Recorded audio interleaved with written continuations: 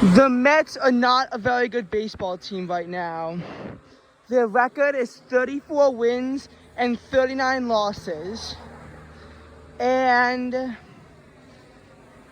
they're continuing to plummet. I mean, as of the filming of this video, they're down 9-8 against the Houston Astros.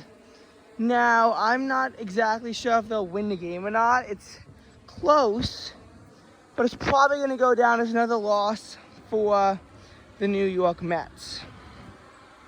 We're probably going to see another loss for the Mets as a result of this game.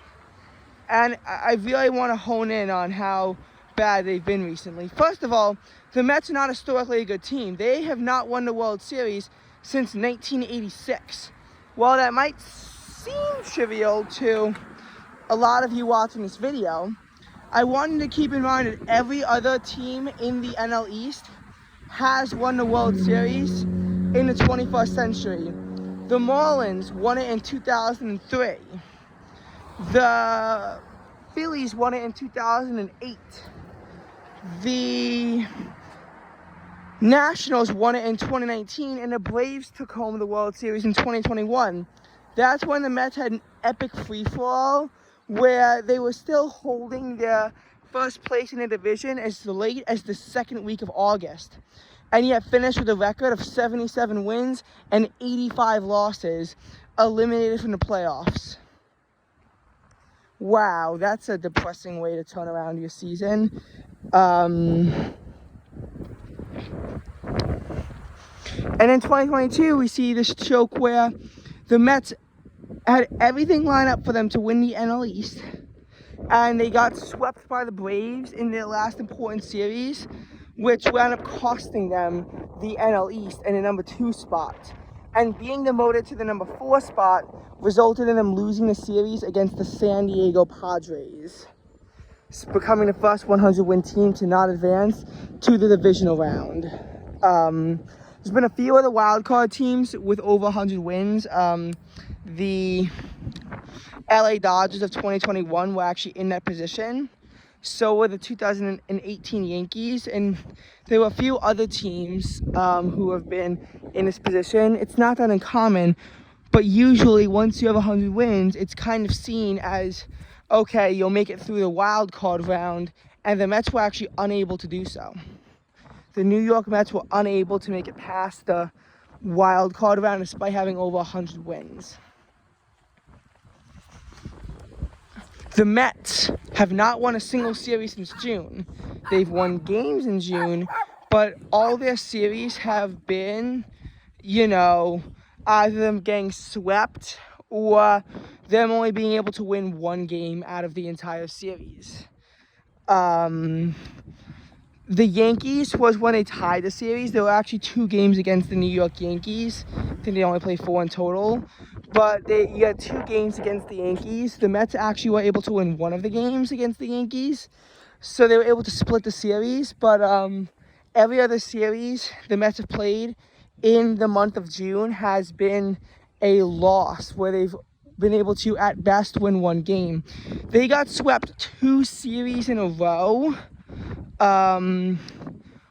One of them was against the Blue Jays. The other one, I think, was against the Philadelphia Phillies, but I'm not entirely sure. And really, the Mets were in a position where they used to be a playoff-worthy team, and now I don't think that they are going to be a playoff contender for 2023. I have serious doubts about it.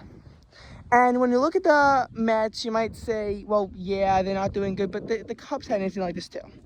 And I will agree with you, the Cubs are still below 500, but the Chicago Cubs have been rapidly improving. We won the series against the Orioles and we swept the Pirates twice in a row. I mean, this isn't good for my Pirates as a backup team. And again, another free-fall choke for them because they were in the number 1 seed in the National League, and now look at their record. They're, I think, worse than the Mets. They're definitely worse than the Cubs. The Chicago Cubs are really proving themselves to be, if they can play this consistently, I mean, their last 10 games they were 8-2. If they can play this consistently for the rest of the season, they will make the playoffs. Do I think the Chicago Cubs are going to make the playoffs? No. But do I think the Mets are going to make the playoffs? No. Even the Phillies, I kind of doubt. I think the Marlins and Diamondbacks are in really good positions to make the playoffs. And this might seem a little bit crazy to some of you, but the Marlins, well, they did the expanded format to make the playoffs in 2020. They beat the Cubs, who were the NL Central winners. They also beat them in the 2003 championship series. I will admit, the Miami Marlins are a better team than the Chicago Cubs. But the Miami Marlins are actually not a horrible team. No one likes them. I don't like them. No one likes them. But they're not actually that horrible of a team. And I can absolutely see the Miami Marlins making the playoffs as a wild card team. Arizona Diamondbacks, it's too. They haven't made the playoffs since 2017, but that doesn't stop them. I mean, every single playoff draw has to end at some point, and the Diamondbacks haven't made the playoffs in 5 years. The Mets haven't made the playoffs in 5 years, and they were able to make the playoffs last year. So I really think that we're in a position to see some of these teams be able to surprise us and come back into the playoffs. For the number 6 seed, I'm still undecided as to who that's going to be. I can't figure it out yet. I don't know how this rest of the season is going to turn out. But honestly, it's the San Francisco Giants. They could actually make some noise and come back into the playoffs. And that would be kind of exciting and cool for them to make it back into the playoffs. Now, as far as the American League's going, I think we're going to see the Orioles in a wild card spot. Rangers, because I think that the Astros are eventually going to take over the AL West. And I'm not sure between the Angels and the Yankees.